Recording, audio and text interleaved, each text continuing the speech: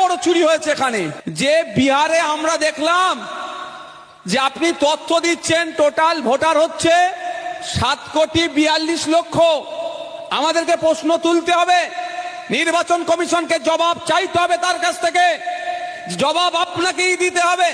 যতটুকু খবর পাচ্ছি আমরা, বিহারে 7,42,00,000 ভোটার, আর খোঁজে নিয়ে দেখছি বিহারে ভোট দিয়েছে, বিহারে ভোটের সংখ্যা 7,45,00,000।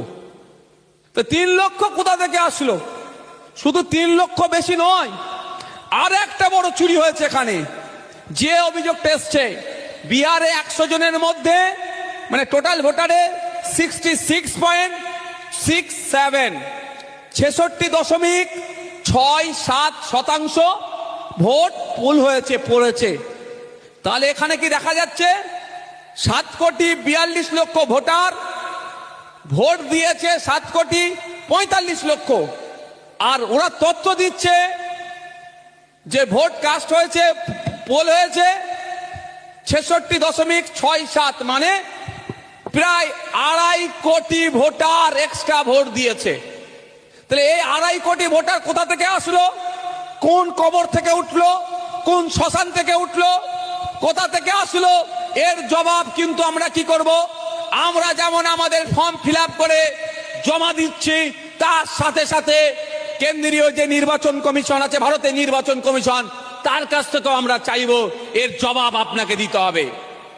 কারণ আপনাকে আমরা রেখেছি সংবিধানের আর্টিকেল 324 সামনে রেখে ভারতের নির্বাচন কমিশনের পাওয়ার, সেই পাওয়ারের তালে মিসইউজ হচ্ছে, পাওয়ারের ভুল ব্যবহার করা হচ্ছে।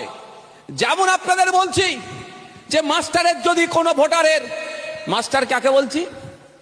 নির্বাচন কমিশন, না নির্বাচন কমিশন। আর ছাত্র ভোটার আমরা বলছি। মাস্টার কোশ্চেন পাঠিয়েছে, আমরা বাধ্য ছেলের মতো উত্তর দিলাম, তো যার উত্তর নেই এখানে উত্তর ছেড়ে দিলাম। কিন্তু মাস্টার যদি আমার উত্তরপত্র এনে ছেড়কারি করে, মাস্টার যদি দু চোখে দেখে, রবিউলকে একটা চোখে দেখছে আর নওশাদকে আলাদা চোখে দেখছে, রাইনুরকে একটা চোখে দেখছে আর তৌফিককে আলাদা চোখে দেখছে, তাহলে কি হবে? ছেড়ে কথা বলা হবে না, কারণ উত্তরপত্রের কপি আমার কাছে আছে।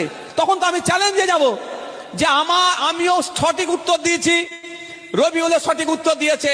10-এ রবিউলকে আপনি 10 দিলেন, আর 10-এ আমাকে কেন 2 দিলেন? এর জন্য, বা 10-এ আপনি আমাকে খাতা কেটে দিলেন। তার মানে কোনো বৈধ ভোটারের যদি অবৈধ পন্থা অবলম্বন করে, রাজনৈতিক চক্করে পড়ে, রাজনৈতিক কচলাকচলিতে যদি কোনো একটা বৈধ ভোটারের নাম কাটে যায়, কোন ভাঙড়ের যে কোনো, সে তৃণমূলের নেতা হতে পারে, তৃণমূলের সমর্থক হতে পারে, ভাঙড়ের বিজেপিকে সে ভালোবেসে ভোট দিয়েছে, আইএসএফ এর চরম বিরুদ্ধে হোক বা আইএসএফ এর সমর্থক হোক, ভাঙড়ের যে কেউ হোক, ভাঙড়ের কোনো একটা ভোটারের যদি বৈধ ভোটারের নাম কাটে মাস্টার, তাহলে এই মাস্টারের বিরুদ্ধে ভাঙড়ের বিধায়ক সুপ্রিম কোর্টে মামলা করবে, ছেড়ে কথা বলবে না।